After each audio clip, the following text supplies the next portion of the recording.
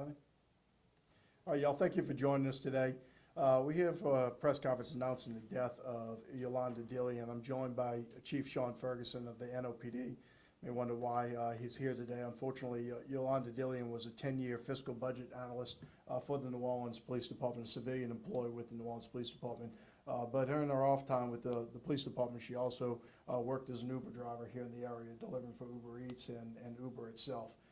Yesterday, she had the opportunity to pick up a fare in the city of New Orleans and travel back to Jefferson Parish to the 2200 block of West Bank Expressway at the Travel Lodge. We announced the death of a female last night at the Travel Lodge, and it ended up being an Uber driver who was dropping off a fare and was fatally stabbed in the vehicle before she had the opportunity to drop that person off. Our detectives worked that case last night. Not in towing the car, one person encountered the person at the location, but he made good his escape, I guess you could say, walked and went back to his hotel room. We worked with Uber last night in order to determine who the fare was, or we were able to match it up with different people at the hotel and developed a suspect by the name of Brandon Jacobs, a 29-year-old black male who was staying in one of the hotel rooms at that location. We encountered him last night, took him into custody, interviewed him where he gave a full confession. His confession basically was stated that he woke up yesterday morning and decided he was going to kill someone, and decided that that was going to be the day, and thought it was going to be the first Uber driver of where he went, and knew he wasn't going to have a ride back, and ended up having a ride back and killing her with the fatal knife wounds. Very, very unfortunate situation to the point of he actually videotaped the incident, or the aftermath of the incident, posted it on social media. We had to work with Facebook last night to get that removed this morning off of their site itself of the death of Miss Dillion. That has been taken down. When we asked him specifically, how did you pick her, his response was, I didn't pick her, Uber picked her. You know, meaning that she was the random person that picked him up that day. He's originally from here in Jefferson Parish. I think he was born and raised here in Harvey. Spent a lot of time in Seattle over the last few years, but came back probably about 7 months ago. Looked like he has no arrest here, local arrest record here. In Seattle, he had some minor charges, dealing with some arson and burglary charges that existed in that location. Certainly probably some type of mental issues that exist with this individual, although he was completely coherent and able to really dictate exactly what he did and explained what he did and why he did it, looking for attention of some sort. Sad case that existed, of course, to the death of Miss Dillion. We've reached out to her family and tried to offer whatever comfort that we can with them. He's been charged right now with second-degree murder. He's in the Jefferson Parish Correctional Center and will be there hopefully for the rest of his life once he gets convicted. I have another arrest on another murder case, but I think I'll come back to that when I'll let Chief Ferguson say a few words. If you don't mind. Thank you. Thank you, Sheriff. Thank you and your team for swift action and bringing closure to family. Of course, they are distraught, totally unexpected of them, and even one of the family members mentioned how they have seen things on the television, but they never ever expect that to ever touch their family, violence in this way. I know when I received the call last night from the sheriff, this is the last thing I expected to hear. You know, most of the time we're talking about some sort of action in which either NOPD has crossed jurisdiction or Jefferson Parish, some sort of other investigation in which we're working on, and not one in which involves one of our own. Our team is taking it pretty hard as well, the fiscal unit. We made sure we had the adequate resources for them this morning, meaning our chaplain, our officer assistance program, and things of that nature. She has worked with the New Orleans Police Department for the last 10 years, and she will be dearly missed. You know, she was very quiet. She's very humble, like a quiet giant, a little giant, I would say, because she was big in stature and what she did and what she meant to this department. And it tore our employees up this morning, and we met with them to ensure that they were okay. And I want to thank the sheriff, and speaking to the family as well. They are very grateful for the sheriff's detectives and how they've reached out and ensured that every question had been answered, anything that they need is being addressed. And we will continue to work with that family. I want to offer my condolences and prayers to the Dillion family and their friends. We will continue to work with the family and ensure that they have all the support that is needed to get them through this trying time. So again, thank you. Thank you again, Sheriff. I'll take any questions. What was the position of NOPD again? Fiscal budget analyst in our fiscal department. Do you know where he picked her up in New Orleans? She picked him up in New Orleans? I do, Michelle, I'm not gonna release that yet, you might take this a little time to catch up. You know, I'd like them to go over there and make those interviews first. So he was registered at? He was registered there, I think he took an Uber to one location and ended up taking an Uber back, to that location. The age of Miss Dillion? Miss Dillion is 54. Can you confirm the spelling of her name? Dillion, Yolanda, Yolanda, first name. And you also said he's being charged with second degree, why not first degree? First degree really has certain elements of aggravating circumstances, so they don't apply in this scenario. Did the stabbing take place in the vehicle? Has It he did. gotten out? Or? No, it took place in the vehicle. Major stab wound, really incapacitated her almost immediately. I think twice, but I'll have to wait for the coroner's office to make that determination, but I think it's twice, Michelle. So he was in the back seat? He was in the back seat, stabbed from behind, exited the vehicle, and then just walked away casually. How were you made aware of this video? He told us. Oh, wow. He actually told us during the interview. We were able to pull it up. We've sent the preservation order to Facebook itself, notified them, and luckily he does not have a lot of followers, so I don't believe it's widespread right now. Obviously, if y'all are able to find it, so use your discretion because it's certainly horrifying scene by all means. We've been able to verify that Facebook has taken it down before this press conference itself, so I don't believe it's out in the public domain necessarily, but certainly could be. But I can't control everybody, but some people should have some couth about it. Certainly a horrifying scene. Can you add, is there any, is it against the law to post that kind of stuff, or? I'm sorry, what's that? Does it add anything that to like his charges or anything by posting that? To be honest with you, I'd have to go back and look at the statutes to tell you if we have anything additional. We didn't book him with anything for that, but I'd have to go back and look and see if it fits any other criteria. So he's in the vehicle and he's. She literally pulls up in front. It's on video actually from the Travel Lodge. They had cameras. I mean, you can't see the crime itself, but the car pulls up and then moves forward about 3 feet, and you see him exiting the vehicle. I mean, it happens immediately, and he just steps out the vehicle. So he was recording her for walking. He was still. sitting in the basically, I vehicle? think when he was getting out, it looks like he recorded her bleeding out at that point in And time. then he just went to. And he just walked out and went to his room. Did he live stream or? I don't think it was live stream, So he recorded this and then after, posted it, yeah. not as he was stabbing her. Correct. Sheriff, specifically, his connection to the city, you said. I think he's from here. From here? Where? From here, but he spent a good bit of time in Seattle from what we gather, and How long had he been back? 7 months from what he told us. Again, we're gonna look into that, see when he traveled back, but from what he told us in the interview, he'd been back here for 7 Was months. he from Gretna or? I believe it was from Harvey. And you mentioned his criminal record. Anything like this?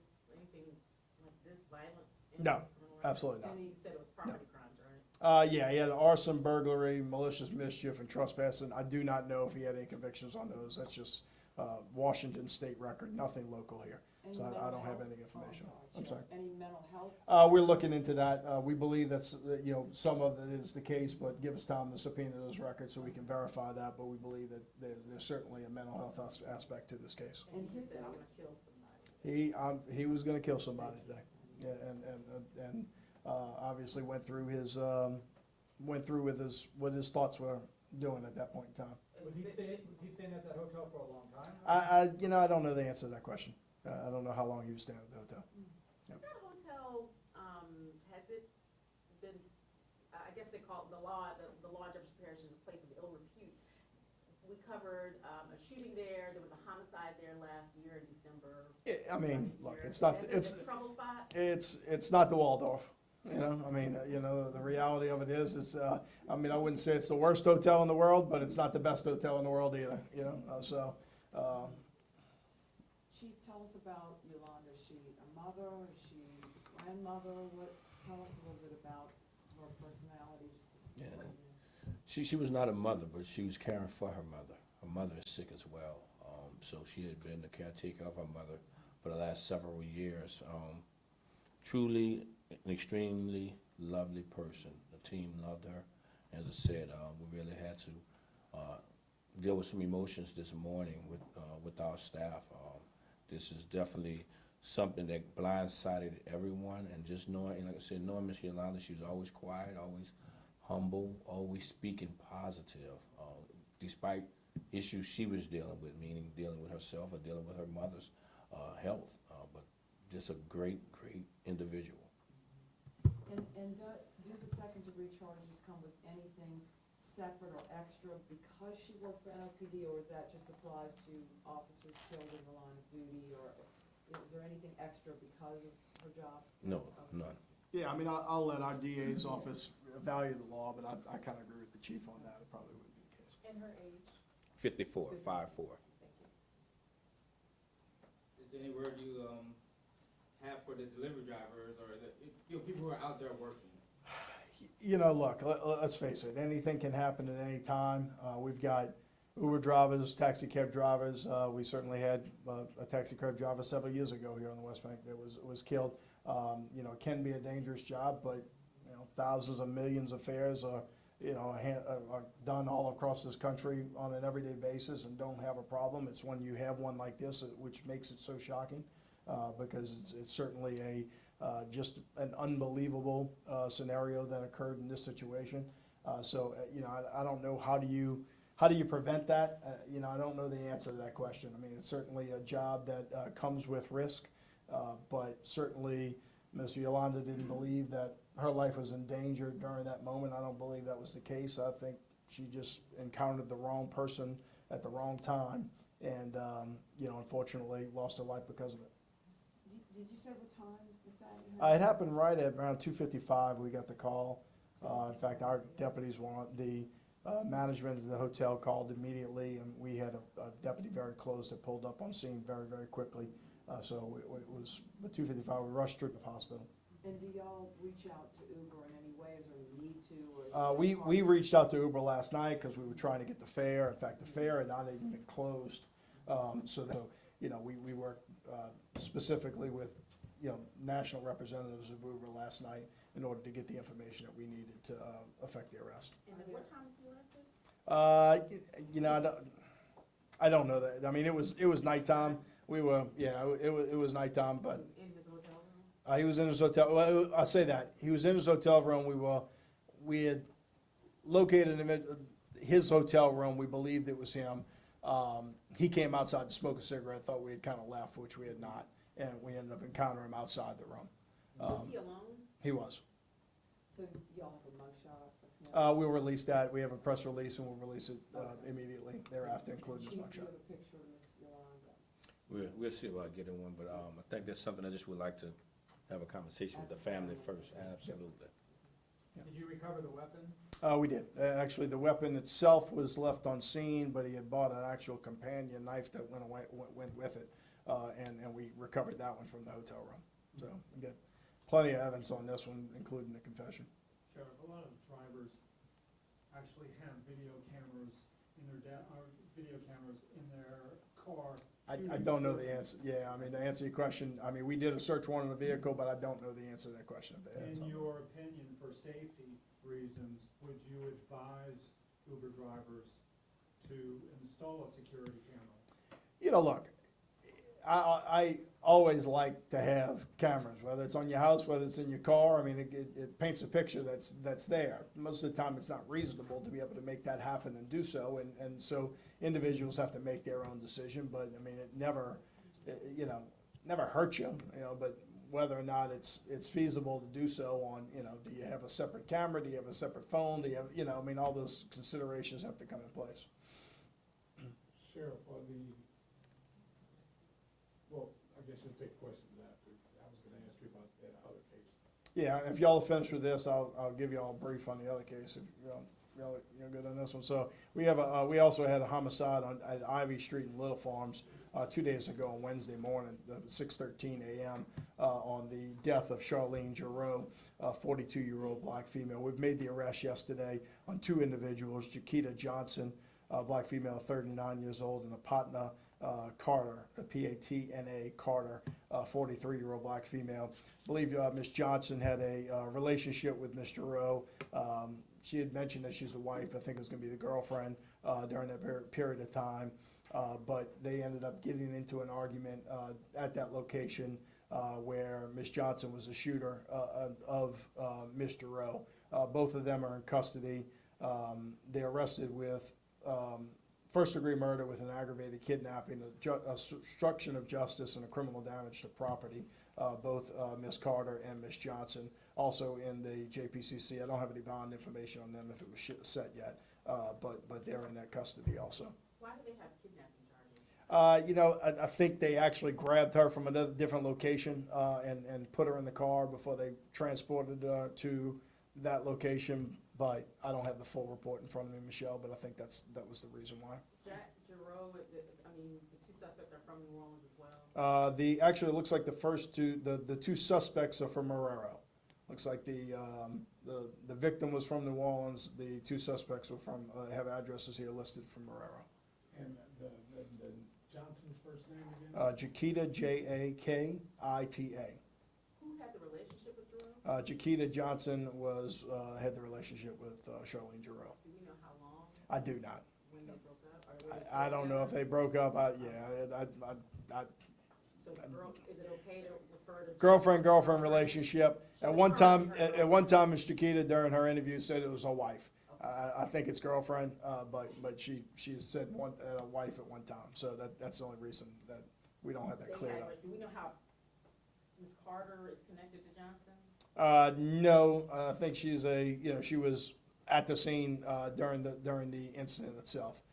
We had able to capture that on video also. Business had video in the area, so we had video and knew that she was there. Did the shooting occur on Ivy? It occurred on Ivy. Our 2nd District units located the vehicle yesterday with Ms. Johnson in it, and that's what started off the subsequent investigation and interviews to go along with that. Anything else, Sean? Just one more. Yep. Something. She was working as a full-time job as a fiscal budget analyst, but then she was doing Uber just to make extra money to support her mother who's ill. Not sure of the reason, but it's to our understanding she was working Uber also, yes. And Sheriff, have you, as a department, subpoenaed that video from Travelodge, or is that something that we're able to use? We recovered it from Travelodge, and we've recovered the evidence from Facebook also. I mean, we've already What got I'm it. asking is, does Travelodge still have that footage, or you've got? I don't know if we've taken the hard drive or not. I don't know the answer to that question. Yeah, you can go dig over there, and if they give it to you, they give it to you. If they don't, they don't. So. And that's just a shot of a car. It's just a shot of the car, yeah, it's not so. All right, y'all, thank you very much, appreciate it for coming. Hey, before you leave, Chief Ferguson has announced his retirement, and we asked a few words from you on that. Yeah, Wow. I'm jealous. Put him on the spot. I'll say I had that conversation with him just a second ago. Look, it's been a pleasure working with Sean for the last 5 years that I've been sheriff, and we've had a great working relationship, always answering each other's phone calls, working our issues out across parish lines. It's been a pleasure working with him. I hate to see him go, but look, I understand the stresses that come with this job and everything else in between, and it's probably the first time I've seen him in years that have a smile on his face. So I got to give it to him from that. Look, putting your job in law enforcement over what we have had to deal with over the last 4 and 5 years is stressful enough just for this job, and for him to be able to have the retirement age is nice, right? I'm not there yet. I'm not anywhere close to being there, so y'all got me for a while, but I look forward to being able to tell the citizens of Jefferson Parish I'm retired too. Somebody's taking my spot, but again, it's not happening anytime soon, and I wish him the best of luck. He's going to enjoy it. So thank you. Thank you. Thank you.